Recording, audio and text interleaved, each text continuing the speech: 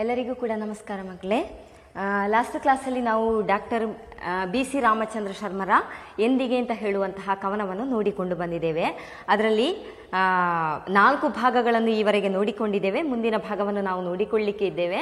ಹಾಗಾಗಿ ಇಲ್ಲಿ ಸ್ವಾತಂತ್ರ್ಯೋತ್ತರ ಕಾಲದಲ್ಲಿ ಮತ್ತು ಸ್ವಾತಂತ್ರ್ಯ ಪೂರ್ವ ಕಾಲದಲ್ಲಿ ಇದ್ದಂತಹ ಆ ವ್ಯತ್ಯಾಸ ಬದಲಾವಣೆಗಳು ಏನು ಅಂತ ಹೇಳುವಂತಹ ಆ ಒಂದು ವಿಚಾರವನ್ನು ನೋಡಿಕೊಂಡು ಬಂದದ್ದು. ಹಾಗಾಗಿ ಕಷ್ಟಪಟ್ಟು ಗಳಿಸಿಕೊಂಡು ಬಂದಂತಹ ಆ ಒಂದು ಸ್ವಾತಂತ್ರ್ಯವನ್ನು ಇವತ್ತು ನಾವು ದುರುಪಯೋಗಗೊಳಿಸ್ತಾ ಇದ್ದೇವೆ. ಅದರ ಜೊತೆಯಲ್ಲಿ ಆ ದುರುಪಯೋಗಗೊಳಿಸಿದಂತಹ ಆ ಒಂದು ಸ್ವಾತಂತ್ರ್ಯದ ಬಗ್ಗೆ ಅಥವಾ ಇವತ್ತಿನ ಆ ದುರುಪಯೋಗಗೊಳಿಸಿದಂತಹ ಜನರ ಬಗ್ಗೆ ಕವಿಗಳಿಗೆ ಇರುವಂತಹ ಆಕ್ರೋಶ ಅಥವಾ ಆ ಸಿಟ್ಟು ಅದು ಎಲ್ಲವೂ ಕೂಡ ಈ ಕವನದಲ್ಲಿ ವ್ಯಕ್ತ ಆಗ್ತದೆ. ಬೇರೆ ಬೇರೆ ಉದಾಹರಣೆಗಳನ್ನು ಕೊಟ್ಟು ನಮ್ಮ ಜನರಿಗೆ ಯಾವಾಗ ಬುದ್ಧಿ ಬರ್ತದೆ ಅಂತ ಹೇಳುವಂತಹ ಆ ಒಂದು ಪ್ರಶ್ನೆಯನ್ನು ಇಲ್ಲಿ ಕೇಳ್ತಾ ಇದ್ದಾರೆ. ಮತ್ತೆ ಆ ಸ್ವಾತಂತ್ರ್ಯ ಪೂರ್ವ ಕಾಲದಲ್ಲಿ ಇದ್ದಂತಹ ಆ ಒಂದು ಕನಸುಗಳು, ಅದೇ ರೀತಿಯಲ್ಲಿ ಸ್ವಾತಂತ್ರ್ಯೋತ್ತರ ಕಾಲಕ್ಕೆ ಅಂದರೆ ಇಂದಿನ ಕಾಲಘಟ್ಟದಲ್ಲಿ ಯಾವ ರೀತಿಯಲ್ಲಿ ಆ ರಾಜಕಾರಣಿಗಳ ಆ ನಮ್ಮ ಡೊಂಬರಾಟವನ್ನು ಆಡ್ತಾ ಇದ್ದಾರೆ, ಪ್ರತಿಯೊಬ್ಬರನ್ನು ಕೂಡ ಯಾವ ರೀತಿಯಲ್ಲಿ ಪೀಡಿಸ್ತಾ ಇದ್ದಾರೆ, ಯಾವ ರೀತಿಯಲ್ಲಿ ಲಂಚ, ಹಗರಣ, ಸುಳ್ಳು, ಮೋಸ, ಸುಲಿಗೆಗಳನ್ನು ಮಾಡಿ ಯಾವ ರೀತಿಯಲ್ಲಿ ದೋಚಿಕೊಳ್ತಾ ಇದ್ದಾರೆ ಅಂತ ಹೇಳುವಂತಹ ಆ ಒಂದು ವಿಚಾರವನ್ನು ಇಲ್ಲಿ ಹೇಳ್ತಾ ಇದ್ದಾರೆ.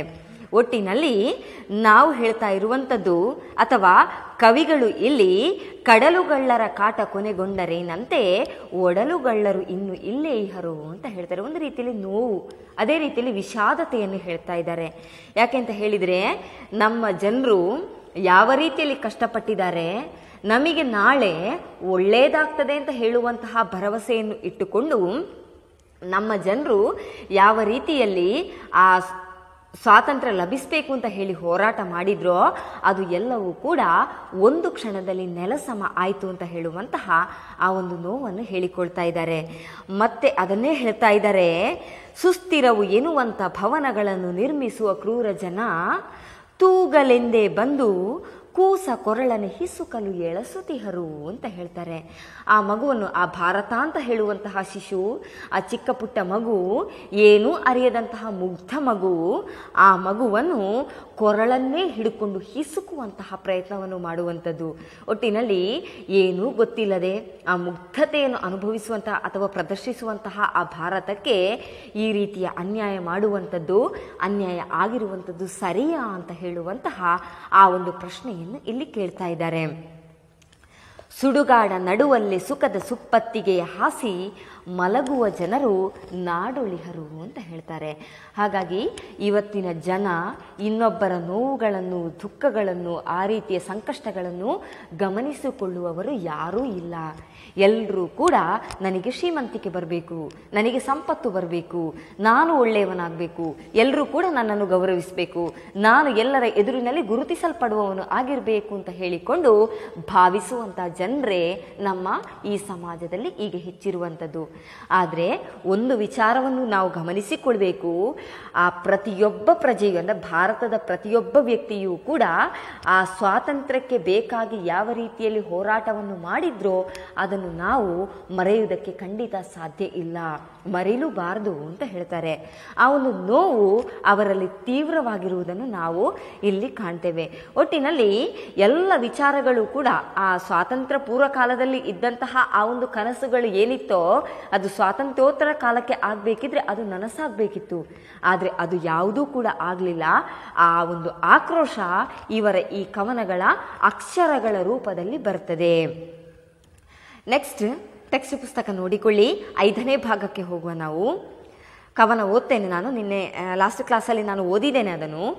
ಬೂಟು ಕಾಲಿ ನೇಟು ಬಿದ್ದರಿನ್ನು ಸುಮ್ಮನಿರುವರೆ, ಕಿವಿಯ ತುಂಬ ಕಲ್ಲಿ ನೇಟು ತಿಂದ ಕುನ್ನಿ ಮರಿಯ ಕೂಗು ಕೇಳದಲ್ಲೂ ಗರ್ಜನೆ, ಕಿವಿ ಬಿರಿಯುವ ಮೃಗರಾಜನ ತುಂಬು ಕೊರಳ ಗರ್ಜನೆ, ರಕ್ತಪಾನ ಮತ್ತ ಈ ರಾಕ್ಷಸ ಗಣ ಹತ್ಯಕ್ಕೆ, ಕ್ಷಾತ್ರ ವಧೆಗೆ ನಿಂತ ಜಾಮದಗ್ನಿಯಂತೆ ಕೆರಳಿ ನಿಂತು ಗಂಡುಗೊಡಲಿಯುಟ್ಟು ಜನತೆ ಹೆಜ್ಜೆ ಇಡುವುದೆಂದಿಗೆ, ನಡೆಯುವುದೆಂದು ಮುಂದಕ್ಕೆ ಅಂತ ಕೇಳ್ತಾರೆ. ಸಿಟ್ಟು ಬರ್ತಾ ಇದೆ ಅವರಿಗೆ.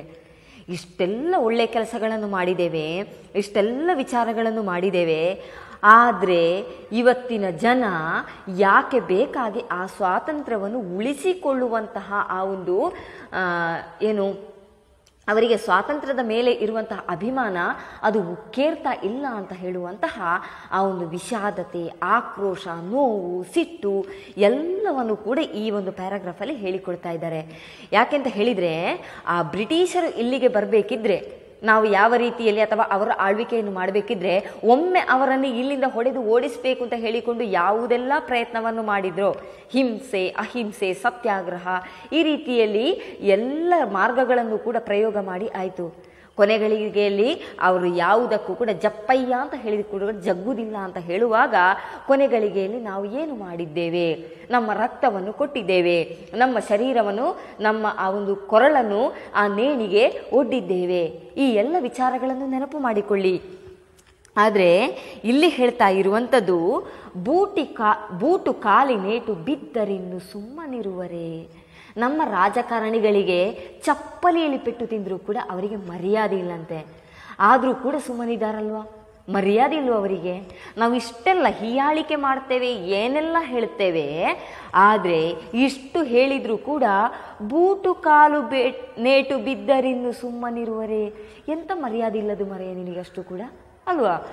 ಬೂಟು ಕಾಲಿನೇಟು ಬಿದ್ದರಿನ್ನು ಸುಮ್ಮನಿರುವರೆ, ಕಿವಿಯ ತುಂಬ ಕಲ್ಲಿನೇಟು ತಿಂದ ಕುನ್ನಿ ಮರಿಯ ಕೂಗು. ಕುನ್ನಿ ಮರಿ ಅಂತ ಹೇಳಿದ್ರೆ ನಾಯಿ ಮರು, ಕುನ್ನಿ ಅಂತ ಹೇಳಿದರೆ ನಾಯಿ. ಆ ನಾಯಿ ಮರಿಗೆ ಒಂದು ಕಲ್ಲಲ್ಲಿ, ಸಣ್ಣ ಕಲ್ಲಲ್ಲಿ ಒಂದು ಕಲ್ಲನ್ನು ಬಿಸಾಕಿದ್ರು ಸಾಕು, ಆ ಕಲ್ಲಿನ ಏಟು ತಿಂದರೂ ಕೂಡ ಸಾಕು, ಅದು ಜೋರಾಗಿ ಕುಯಿಂಗ್ ಕುಯಿಂಗ್ ಕುಯಿಂಗ್ ಕುಯಿಂಗ್ ಹೇಳ್ತಾ ಶಬ್ದ ಮಾಡ್ತಾ ಓಡ್ತದೆ ಅಲ್ವಾ? ಆದರೆ ಇಲ್ಲಿ ಇಷ್ಟೆಲ್ಲ ಪೆಟ್ಟು ತಿಂದರೂ ಕೂಡ ಅವರು ಸುಮ್ಮನೆ ನಾಯಿ ಮರಿಯ ಹಾಗೆ ಒಮ್ಮೆ ಕುಯಿಂಗುಡ್ತಾ ಮತ್ತೆ ಅದು ಬಾಲ ಬೀಸಿಕೊಂಡು ಬರುವುದಿಲ್ವ? ಅದೇ ರೀತಿಯಲ್ಲಿ ಮರ್ಯಾದೆ ಇಲ್ಲದವರಾಗಿ ಮಾಡ್ತಾ ಇದ್ದಾರಲ್ವ. ನಾಯಿ ಮರಿಗೆ ಮರ್ಯಾದೆ ಇಲ್ಲ ಅಂತಲ್ಲ, ಇಲ್ಲಿ ರಾಜಕಾರಣಿಗಳಿಗೆ ಮರ್ಯಾದೆ ಇಲ್ಲ ಅಂತ ಹೇಳುವಂಥದ್ದು. ಚಪ್ಪಲಿಯಲ್ಲಿ ಪೆಟ್ಟು ತಿಂದಾಗಿದೆ. ಅದೇ ರೀತಿಯಲ್ಲಿ ನೀನು ಬೇಡ ಮರಯ, ನಿನ್ನ ಆ ಒಂದು ಆಡಳಿತ ಸರಿ ಇಲ್ಲ ಅಂತ ಹೇಳಿಕೊಂಡು ಜನರ ಮಧ್ಯೆಯ ಬೂಟನ್ನು ಬಿಸಾಕಿ ಆಗಿದೆ. ಚಪ್ಪಲಿಯನ್ನು ಎತ್ತಿ ಎಸೆದಾಗಿದೆ, ಮೊಟ್ಟೆ ಎಸೆದಾಗಿದೆ, ಟೊಮೆಟೊ ಎಸೆದಾಗಿದೆ, ಎಲ್ಲ ಕಾರ್ಯಗಳನ್ನು ನಡೆಸಿ ಆಗಿದೆ. ಆದರೂ ಕೂಡ ಸುಮ್ಮನಿದ್ದಾರೆ. ಯಾಕೆ? ಅವರಿಗೆ ಐಶ್ವರ್ಯ ಬರ್ತದೆ, ಹಣ ಬರ್ತದೆ, ಸಂಪತ್ತು ಬರ್ತದೆ, ಎಲ್ಲವೂ ಕೂಡ ಬರ್ತದೆ. ಹಾಗಾಗಿ ಕಿವಿಯ ತುಂಬ ಕಲ್ಲಿನೇಟು ತಿಂದ ಕುನ್ನಿ ಮರಿಯ ಕೂಗು. ಅದು ಆ ಪಾಪದ ನಾಯಿ ಮರಿ ಯಾವ ರೀತಿಯಲ್ಲಿ ಕಲ್ಲಿನೇಟು ಸುಮ್ಮನೆ ಹೋಗ್ತಾ ಇರಬೇಕಿದ್ರೆ ಕಲ್ಲು ಬಿಸಾಕುವಂಥದ್ದು. ಇದಕ್ಕೆ ಆ ಕಲ್ಲು ಬಿಸಾಕಿದ್ರೆ ಅದು ಒಮ್ಮೆ ನೋವಾದ ಕೂಡಲೇ ಕುಯಿಂಗ್ ಕುಯಿಂಗ್ ಕುಯಿಂಗ್ ಹೇಳ್ತದೆ, ಮತ್ತೆ ಅದು ಓಡಿ ಹೋಗ್ತದೆ. ಸ್ವಲ್ಪ ಹೊತ್ತು ಕಳೆದು ಅದಕ್ಕೆ ಬಿಸ್ಕೆಟ, ಬ್ರೆಡ್ಡ ಏನಾದರೂ ಕೊಟ್ಟರೆ ಮತ್ತೆ ಓಡೋಡಿಕೊಂಡು ಬರ್ತದೆ. ಅದೇ ರೀತಿಯಲ್ಲಿ ನಮ್ಮ ರಾಜಕಾರಣಿಗಳು ಕೂಡ ಹಾಗೆ ಒಮ್ಮೆ ಹಾಗೆ ಹೀಗೆ ಅಂತ ಹೇಳಿ ಬೊಬ್ಬಿರಿತಾರೆ. ಸರಿ, ನಿಮಗೆ ಬೇಕಾದನ್ನೆಲ್ಲ ಮಾಡ್ತೇವೆ ಅಂತ ಹೇಳ್ತಾರೆ. ಆದರೆ ಅವರು ನಿಜವಾಗಿ ಮಾಡುವಂಥದ್ದು ಏನು? ಕೇಳದಲ್ಲೋ ಗರ್ಜನೆ. ನಾವು ಇಷ್ಟೆಲ್ಲ ಗರ್ಜನೆಯನ್ನು ಮಾಡ್ತಾ ಇದ್ದೇವೆ. ನಿಮಗೆ ಬಹಿಷ್ಕಾರ, ನಿಮಗೆ ಧಿಕ್ಕಾರ, ನೀವು ಈ ರೀತಿಯಲ್ಲಿ ಮಾಡುವಂಥದ್ದು ಸರಿಯಲ್ಲ, ನೀವು ಆಡಳಿತದಿಂದ ಇಳಿಯಿರಿ ಅಥವಾ ನಿಮ್ಮ ಪಟ್ಟವನ್ನು ಬಿಟ್ಟು ಹೊರಗೆ ಹೋಗಿ, ನಾಯಕತ್ವವನ್ನು ತ್ಯಜಿಸಿರಿ. ಈ ರೀತಿಯಲ್ಲಿ ಒಕ್ಕೊರಲಿನಿಂದ ಇಡೀ ಭಾರತದ ಜನತೆ ಗರ್ಜನೆಯನ್ನು ಮಾಡಿದರೂ ಕೂಡ ಆ ನಾಯಿಮರಿಯ ಶಬ್ದದ ಮಧ್ಯೆ ಈ ಗರ್ಜನೆ ಅಂತ ಹೇಳುವಂಥದ್ದು ಭಯಂಕರ. ಸಿಂಹದ ಗರ್ಜನೆಗೂ ನಾಯಿಯ ಊಳಿಡುವಿಕೆಗೂ ತುಂಬ ವ್ಯತ್ಯಾಸ ಇಲ್ವಾ? ಅದೇ ರೀತಿಯಲ್ಲಿ ನಮ್ಮ ಗರ್ಜನೆಯ ಮಧ್ಯೆ ಅವರ ಆ ಒಂದು ಕುಯ್ಗುಡುವಿಕೆ ನೀರಸವಾಗಿ ಕೇಳ್ತದೆ. ಆದರೂ ಕೂಡ ಅವರಿಗೆ ಅದು ಕ್ಯಾರಿಲ್ಲ, ಅಥವಾ ಅವರಿಗೆ ನಮ್ಮ ಕಿವಿಗೆ ಅದು ಕೇಳಿಸುವಂಥದ್ದೇ ಅಲ್ಲ ಅಂತ ಹೇಳುವ ಹಾಗೆ ನಾಟಕವನ್ನು ಮಾಡ್ತಾರೆ. ಕಿವಿ ಬಿರಿಯುವ ಮೃಗರಾಜನ ತುಂಬು ಕೊರಳ ಗರ್ಜನೆ. ಇಲ್ಲಿ ನಾವು ಮೃಗರಾಜ ಅಂತ ಹೇಳಿದರೆ ಇಲ್ಲಿ ಸಿಂಹ. ಆ ಸಿಂಹ, ಮೃಗಗಳಲ್ಲಿ ರಾಜನಾಗಿರುವಂಥದ್ದು ಸಿಂಹ. ಆ ಸಿಂಹ ಇಡೀ ಕಾಡನ್ನು, ಆ ಕಾಡಿನ ಪ್ರಾಣಿಗಳನ್ನು ಯಾವ ರೀತಿಯಲ್ಲಿ ತನ್ನ ಹಿಡಿತದಲ್ಲಿ ಇಟ್ಟುಕೊಳ್ಳುತ್ತದೋ ಅದೇ ರೀತಿಯಲ್ಲಿ ಎಲ್ಲ ಪ್ರಾಣಿಗಳು ಆ ಮೃಗರಾಜನಿಗೆ, ಸಿಂಹಕ್ಕೆ ಯಾವ ರೀತಿಯಲ್ಲಿ ಬಗ್ಗುತ್ತದೋ ಅದೇ ರೀತಿಯಲ್ಲಿ ನಮ್ಮ ಆ ಗರ್ಜನೆಯ ಮಧ್ಯೆ ಅವರು ನಮ್ಮನ್ನು ಬಗ್ಗಿಸುವಂಥ ಕೆಲಸವನ್ನು ಮಾಡ್ತಾ ಇದ್ದಾರೆ. ಕಿವಿ ಬಿರಿಯುವ ಮೃಗರಾಜನ ತುಂಬು ಕೊರಳ ಗರ್ಜನೆ. ನಮ್ಮ ಎಲ್ಲರ ಶಬ್ದಗಳು ಕೂಡ ಒಂದು ರೀತಿಯಲ್ಲಿ ರಾಜಕಾರಣಿಗಳಿಗೆ ಗರ್ಜನೆ ಇದ್ದ ಹಾಗೆ. ಆ ಗರ್ಜನೆಯನ್ನು ಕೂಡ ಅವರು ಲೆಕ್ಕಿಸುವುದಿಲ್ಲ. ರಕ್ತಪಾನ ಮತ್ತ ಈ ರಾಕ್ಷಸಗಣ ಹತ್ಯೆಗೆ ನಾವು ಎಷ್ಟು ಗರ್ಜನೆಯನ್ನು ಮಾಡಿದರೂ ಕೂಡ, ಅಂದರೆ ರಕ್ತಪಾನ ಮತ್ತ, ನಾವೆಲ್ಲ ನೀರನ್ನು ಕುಡಿಯುವವರು, ಜಲಪಾನ ಮತ್ತರು. ಆದರೆ ಅವರು ಏನು ಮಾಡ್ತಾ ಇದ್ದಾರೆ ಅಂತೇಳಿದರೆ, ನಮ್ಮ ರಕ್ತವನ್ನು, ನಮ್ಮ ಆ ಒಂದು ತೇಜಸ್ಸು, ಓಜಸ್ಸು ಏನಿದೆಯೋ ಅದನ್ನು ಎಲ್ಲವನ್ನು ಕೂಡ ಜಿಗಣೆಯ ರೀತಿಯಲ್ಲಿ ಹೀರಿಕೊಳ್ಳುವವರು. ಈ ರಾಕ್ಷಸಗಣ ಹತ್ಯಕ್ಕೆ ಕ್ಷಾತ್ರವಧೆಗೆ ನಿಂತ ಜಾಮದಗ್ನಿಯಂತೆ ಕೆರಳಿ ನಿಂತು ಗಂಡು ಗೊಡಲಿಯುಟ್ಟು ಜನತೆ ಹೆಜ್ಜೆ ಇಡುವುದೆಂದಿಗೆ ನಡೆಯುವುದೆಂದು ಮುಂದಕ್ಕೆ ಅಂತ ಹೇಳ್ತಾರೆ. ಇಲ್ಲಿ ಕ್ಷಾತ್ರವಧೆ ಅಂತ ಹೇಳಿದರೆ ನಾನು ಬರೆದಿದ್ದೇನೆ ಅದನ್ನು. ಕ್ಷಾತ್ರ ಅಂತ ಹೇಳಿದರೆ ಕ್ಷತ್ರಿಯರ ಆ ಒಂದು ಅಟ್ಟಹಾಸವನ್ನು ಮೆರಿಲಿಕ್ಕೆ ಬೇಕಾಗಿ ಜಾಮದಗ್ನಿ ಅಂತ ಹೇಳಿದರೆ ಪರಶುರಾಮ. ಆ ಪರಶುರಾಮ ಯಾವ ರೀತಿಯಲ್ಲಿ ಆ ಕೊಡಲಿಯನ್ನು ಹಿಡ್ಕೊಂಡು ಅವರನ್ನು ಸಂಹಾರ ಮಾಡಲಿಕ್ಕೆ ಹೋದ್ನೋ ಅದೇ ರೀತಿಯಲ್ಲಿ ನಮ್ಮ ರಕ್ತವನ್ನು ಹೀರುವಂತಹ ಅಥವಾ ನಮ್ಮನ್ನು ಶೋಷಣೆ ಮಾಡುವಂತಹ, ರಕ್ತಪಾನ ಮತ್ತ ಅಂತ ಹೇಳಿದರೆ ಇಲ್ಲಿ ನಮ್ಮನ್ನು ಶೋಷಣೆ ಮಾಡುವಂತಹ, ನಮ್ಮನ್ನು ದಮನಿಸುವಂತಹ, ಅದೇ ರೀತಿಯಲ್ಲಿ ನಮ್ಮನ್ನು ಒಂದು ರೀತಿಯಲ್ಲಿ ಮೋಸ, ಸುಳ್ಳು, ಲಂಚ, ಸುಲಿಗೆಯಿಂದ ವಸೂಲು ಮಾಡುವಂತಹ, ಹಗರಣ ಮಾಡುವಂತಹ ಈ ರಾಕ್ಷಸಗಣ ಹತ್ಯೆಗೆ ಆ ರಾಕ್ಷಸರ ನಿರ್ಮೂಲನೆ ಮಾಡಬೇಕು, ಅವರನ್ನು ಇಲ್ಲವಾಗಿಸಬೇಕು. ಕ್ಷಾತ್ರವಧೆಗೆ ನಿಂತ ಜಾಮದಗ್ನಿಯಂತೆ ಕೆರಳಿ ನಿಂತು. ಕ್ಷಾತ್ರವಧೆ ಅಂತ ಹೇಳಿದರೆ ನಾನು ಆವಾಗಲೇ ಹೇಳಿದೆ, ಕ್ಷತ್ರಿಯರನ್ನು, ಆ ಕೆಟ್ಟ ಕೆಲಸ ಮಾಡುವಂತಹ ಎಲ್ಲರೂ ಕೂಡ ಅಲ್ಲ, ಆ ಒಂದು ಕೆಡುಕನ್ನು ಮಾಡುವಂತಹ ಕ್ಷತ್ರಿಯರನ್ನು ಯಾವ ರೀತಿಯಲ್ಲಿ ಕತೆ ನಿಮಗೆ ಗೊತ್ತಿದೆ. ಕ್ಷಾತ್ರವಧೆಗೆ ನಿಂತ ಜಾಮದಗ್ನಿ ಪರಶುರಾಮ ಯಾವ ರೀತಿಯಲ್ಲಿ ಕೆರಳಿ ಕೊಡಲಿಯನ್ನು ಹಿಡ್ಕೊಂಡು ನಿಲ್ತಾನೋ ಅದೇ ರೀತಿಯಲ್ಲಿ ನಾವು ಆಗಬೇಕು. ಇಲ್ಲ ಅಂತ ಇದ್ದರೆ ನಮಗೆ ಮುಂದುವರಿಲಿಕ್ಕೆ ಖಂಡಿತ ಸಾಧ್ಯ ಇಲ್ಲ. ಗಂಡು ಗೊಡಲಿಯುಟ್ಟು ಜನತೆ ಹೆಜ್ಜೆ ಇಡುವುದೆಂದಿಗೆ ಅಂತ ಕೇಳ್ತಾರೆ. ಯಾವಾಗ ಹೆಜ್ಜೆ ಇಡುವಂಥದ್ದು? ಇದು ಸಾಧ್ಯವೋ? ಗಂಡು ಗೊಡಲಿಯುಟ್ಟು, ನೀವು ಹೆಣ್ಣಿನ ಹಾಗೆ ಹೆಣ್ಣು ಅಂತ ಹೇಳಿದರೆ ಆ ಬಲೆ ಅಂತ ಹೇಳಿಕೊಂಡು ಭಾವಿಸ್ಕೊಳ್ಬೇಡಿ. ಇಲ್ಲಿ ಗಂಡು ಗೊಡಲಿಯುಟ್ಟು, ಗಂಡು ಪ್ಲಸ್ ಕೊಡಲಿ, ಗಂಡು ಗೊಡಲಿ. ಆ ಗಂಡು ಗೊಡಲಿ ನೀವು ಪರಾಕ್ರಮತೆಯನ್ನು, ಹೆಣ್ಣೇನು ಪರಾಕ್ರಮತೆಯಲ್ಲಿ ಕಡಿಮೆ ಏನು ಅಲ್ಲ, ಹಾಗಾಗಿ ನೀವು ಆ ರೀತಿಯಲ್ಲಿ ನೀವು ಚಿಂತೆ ಮಾಡಬೇಡಿ. ಗಂಡು ಗೊಡಲಿಯುಟ್ಟು ಜನತೆ ಹೆಜ್ಜೆ ಇಡುವುದೆಂದಿಗೆ. ಅವತ್ತು ಪರಶುರಾಮ ಈ ಸೃಷ್ಟಿಯನ್ನು ಮಾಡಿದ್ದಾನೆ ಅಥವಾ ಈ ಕೃತ್ಯವನ್ನು ಮಾಡಿದ್ದಾನೆ, ಅವನ ಹಾಗೆ ಕೊಡಲಿಯುಟ್ಟು ಅವ ಯಾವ ರೀತಿಯಲ್ಲಿ ಪರಾಕ್ರಮದಿಂದ, ಇಲ್ಲಿ ಗಂಡು ಕೊಡಲಿಯುಟ್ಟು ಅಂತ ಹೇಳಿದರೆ ಪರಾಕ್ರಮದಿಂದ ಆ ಕೊಡಲಿಯನ್ನು ಹಿಡ್ಕೊಂಡು ಯಾವ ರೀತಿಯಲ್ಲಿ ಕೆರಳಿ ಆ ಕ್ಷಾತ್ರವಧೆಯನ್ನು ಅಥವಾ ಕ್ಷತ್ರಿಯರ ವಧೆಯನ್ನು ಮಾಡಿದ್ದಾನೋ ಅದೇ ರೀತಿಯಲ್ಲಿ ಜನತೆ ಹೆಜ್ಜೆ ಇಡುವುದೆಂದಿಗೆ ಅಂತ ಕೇಳ್ತಾರೆ. ಆ ರೀತಿಯಲ್ಲಿ ಜನತೆ ಯಾವಾಗ ಹೆಜ್ಜೆ ಇಡುವಂಥದ್ದು? ನಡೆಯುವುದೆಂದು ಮುಂದಕ್ಕೆ ಅಂತ ಕೇಳ್ತಾರೆ. ಈ ರೀತಿಯಲ್ಲಿ ಹೆಜ್ಜೆ ಇಟ್ಟುಕೊಂಡು ಯಾವಾಗ ಮುಂದುವರಿಲಿಕ್ಕೆ ಸಾಧ್ಯ ಇದೆ ಅಂತ ಹೇಳುವಂತಹ ಪ್ರಶ್ನೆ. ಮುಂದೆ ಇರುಳ ಬಸಿರ ಬಗೆದು ಉದಯರಾಗ ಬರುವುದೆಂದಿಗೆ ನನ್ನ ನಾಡ ಮಂದಿಗೆ, ನಾಡ ಮೂಲೆ ಮೂಲೆಗೆ ರಾಜ ಬೀದಿ ಸಂದಿಗೆ, ಕ್ರಾಂತಿ ಭಾನು ಹೊಳೆದು ಹೊಂಬೆಳಕ ಚೆಲ್ಲುವುದೆಂದಿಗೆ, ಎಂದಿಗಯ್ಯ ಎಂದಿಗೆ ನನ್ನ ನಾಡ ಮಂದಿಗೆ, ಕಾವಳವಿದು ಕಳೆದು ಮತ್ತೆ ತಿಳಿವು ಹೊಳೆವುದೆಂದಿಗೆ, ಹುಟ್ಟಿಗಂಟಿ ಬಂದ ಚಿತ್ತದಾಸೆ ಕಳೆಯುವುದೆಂದಿಗೆ.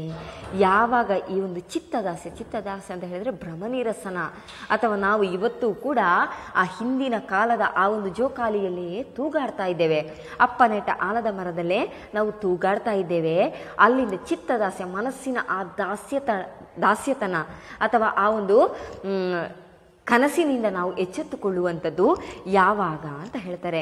ಒಟ್ಟಿನಲ್ಲಿ ಕೊನೆಯ ಆ ಒಂದು ಭಾಗದಲ್ಲಿ ಒಂದು ರೀತಿಯಲ್ಲಿ ಯಾವಾಗ ನಮಗೆ ಮುಕ್ತಿ ಲಭಿಸ್ತದೆ ಅಂತ ಹೇಳುವಂತಹ ಆ ಒಂದು ಪ್ರಶ್ನೆಯನ್ನು ನಮ್ಮ ಕವಿಗಳು ಜನತೆಯಲ್ಲಿ ಕೇಳ್ತಾ ಇದ್ದಾರೆ. ಅದು ನಿಮ್ಮಲ್ಲೂ ಕೂಡ ಕೇಳುವಂಥದ್ದು, ನಮ್ಮಲ್ಲೂ ಕೂಡ ಕೇಳುವಂಥದ್ದು, ಪ್ರತಿಯೊಬ್ಬ ಭಾರತೀಯ ಪ್ರಜೆಯಲ್ಲಿ ಪ್ರತಿಯೊಬ್ಬನಲ್ಲೂ ಕೂಡ ಕೇಳುವಂಥದ್ದು. ಇರುಳ ಬಸಿರ ಬಗೆದು ಉದಯರಾಗ ಬರುವುದೆಂದಿಗೆ ನನ್ನ ನಾಡ ಮಂದಿಗೆ. ಯಾವಾಗ ಸೂರ್ಯೋದಯ ಆಗ್ತದೆ, ಕತ್ತಲು ಕಳೆದು ಆ ಸೂರ್ಯ ಮೂಡಿ ಬರ್ತಾನೆ, ಬೆಳಕು ಮೂಡಿ ಬರ್ತದೆ. ಅದೇ ರೀತಿಯಲ್ಲಿ ಇಲ್ಲಿ ನಾವು ಇವತ್ತೂ ಕೂಡ ಅಂಧಕಾರದಲ್ಲೇ ಇದ್ದೇವೆ. ಆ ಒಂದು ಹಿಂದೆ ಹೇಳಿದಂಥ ಎಲ್ಲ ವಿಚಾರಗಳಲ್ಲಿಯೂ ಕೂಡ ನಾವು ಕತ್ತಲನ್ನೇ ಆವರಿಸಿಕೊಂಡಿದ್ದೇವೆ. ಯಾವಾಗ ನಮಗೆ ಬೆಳಕು ಬರ್ತದೆ? ನನ್ನ ನಾಡ ಮಂದಿಗೆ, ನಾಡ ಮೂಲೆ ಮೂಲೆಗೆ ರಾಜ ಬೀದಿ ಸಂದಿಗೆ. ಒಂದು ಕಡೆಯಲ್ಲಿ ಮಾತ್ರ ಈ ಬೆಳಕು ಬಂದರೆ ಸಾಕಾಗುವುದಿಲ್ಲ, ಜಗತ್ತಿನ ಅಥವಾ ಭಾರತದಾದ್ಯಂತ ಈ ಬೆಳಕು ಬರಬೇಕು. ಎಲ್ಲರಲ್ಲೂ ಕೂಡ ಆ ಆಲೋಚನೆ ಬರಬೇಕು. ನಾಡ ಮೂಲೆ ಮೂಲೆಯಲ್ಲೂ ಕೂಡ ಒಂದು ಕಡೆಯಲ್ಲಿ ಬಂದರೆ ಸಾಕಾಗುವುದಿಲ್ಲ. ರಾಜ ಬೀದಿ ಸಂದಿಗೆ ಅಂತ ಹೇಳ್ತಾರೆ. ರಾಜನ ಬೀದಿಗೂ ಅದೇ ರೀತಿಯಲ್ಲಿ ಕೂಲಿ ಕಾರ್ಮಿಕನ ಆ ಹಳ್ಳಿಗೂ ಹೋಗಿ ಆ ಒಂದು ಬೆಳಕು ಸೇರಬೇಕು. ಹಾಗಿದ್ರೆ ಮಾತ್ರ ಪ್ರತಿಯೊಂದು ಕೂಡ ಒಳ್ಳೆಯದಾಗ್ತದೆ ಅಥವಾ ಎಲ್ಲದಕ್ಕೂ ಕೂಡ ಒಂದು ರೀತಿಯಲ್ಲಿ ಉತ್ಪ್ರೇಕ್ಷೆ ಬರ್ತದೆ ಅಂತ ಹೇಳ್ತಾರೆ. ಕ್ರಾಂತಿ ಭಾನು ಹೊಳೆದು ಹೊಂಬೆಳಕ ಚೆಲ್ಲುವುದೆಂದಿಗೆ ಎಂದಿಗಯ್ಯ ಎಂದಿಗೆ. ಯಾವಾಗ ಈ ಕ್ರಾಂತಿ ಭಾನು ಅಂತ ಹೇಳಿದರೆ ಒಂದು ರೀತಿಯಲ್ಲಿ ಹೊಸತನ ಮೂಡುವಂಥದ್ದು. ಅದು ಭಾನು ಅಂತ ಹೇಳಿದರೆ ಆಕಾಶ. ಆ ಆಕಾಶದಲ್ಲಿ ಬೆಳಕು ಯಾವ ರೀತಿಯಲ್ಲಿ ಹೊಳೆದು ಹೊಂಬೆಳಕ ಚೆಲ್ಲುವುದೆಂದಿಗೆ ಇಡೀ ಆ ಒಂದು ಕತ್ತಲು ಯಾವಾಗ ಮಾಯವಾಗಿ ಹೋಗ್ತದೆ. ಎಂದಿಗಯ್ಯ ಎಂದಿಗೆ ಪ್ರಶ್ನೆಯನ್ನು ಕೇಳ್ತಾ ಇದ್ದಾರೆ. ನನ್ನ ನಾಡ ಮಂದಿಗೆ ಕಾವಳವಿದು ಕಳೆದು, ಕಾವಳ ಅಂತ ಹೇಳಿದರೆ ಬರೆದಿನಲ್ಲಿ ಕಾವಳ ಅಂತ ಹೇಳಿದರೆ ಅಂಧಕಾರ, ಕಾವಳವಿದು ಕಳೆದು ಮತ್ತೆ ತಿಳಿವು ಹೊಳೆವುದೆಂದಿಗೆ. ನಮ್ಮಲ್ಲಿ ಇರುವಂತಹ ಆ ಒಂದು ಅಂಧಕಾರ ಕಳೆದು ಹೋಗಿ ಮತ್ತೆ ನಮ್ಮ ಮನಸ್ಸಿನಲ್ಲಿ, ಪ್ರತಿಯೊಬ್ಬರ ಮನಸ್ಸಿನಲ್ಲಿಯೂ ಕೂಡ ಆ ತಿಳಿವು ಅಥವಾ ಜ್ಞಾನ, ಆ ಒಂದು ವಿಚಾರಧಾರೆಗಳು ಯಾವಾಗ ಹೊಳಿತದೆ. ಹುಟ್ಟಿ ಗಂಟಿ ಬಂದ ಚಿತ್ತದಾಸ್ಯ ಕಳೆಯುವುದೆಂದಿಗೆ. ಯಾವಾಗ ಈ ಚಿತ್ತದಾಸ್ಯ ಅಂತ ಹೇಳಿದರೆ ಒಂದು ರೀತಿಯಲ್ಲಿ ನಾನು ಆವಾಗಲೇ ಹೇಳಿದೆ, ನಮ್ಮ ಮನಸ್ಸಿನಲ್ಲಿ ಇರುವಂತಹ ಆ ಒಂದು ದಾಸ್ಯತನ, ಆ ಇನ್ನೊಬ್ಬರಿಗಾಗಿ ಹಂಬಲಿಸುವಂತಹ ಆ ಒಂದು ಮನಸ್ಸು, ಅಥವಾ ನಮ್ಮ ಭಾರತವನ್ನು ಉದ್ಧರಿಸಬೇಕು ಅಂತ ಹೇಳುವಂತಹ ಆ ಒಂದು ಮನಸ್ಸು ಇಲ್ಲದೇ ಇರುವಂಥದ್ದು, ಅದು ಯಾವಾಗ ಕಳೆದು ಹೋಗ್ತದೆ, ಹೊಸತನ ಯಾವಾಗ ಮೂಡಿ ಬರ್ತದೆ ಅಂತ ಹೇಳಿಕೊಂಡು ಇಲ್ಲಿ ಪ್ರಶ್ನೆಯನ್ನು ಕೇಳ್ತಾ ಇದ್ದಾರೆ.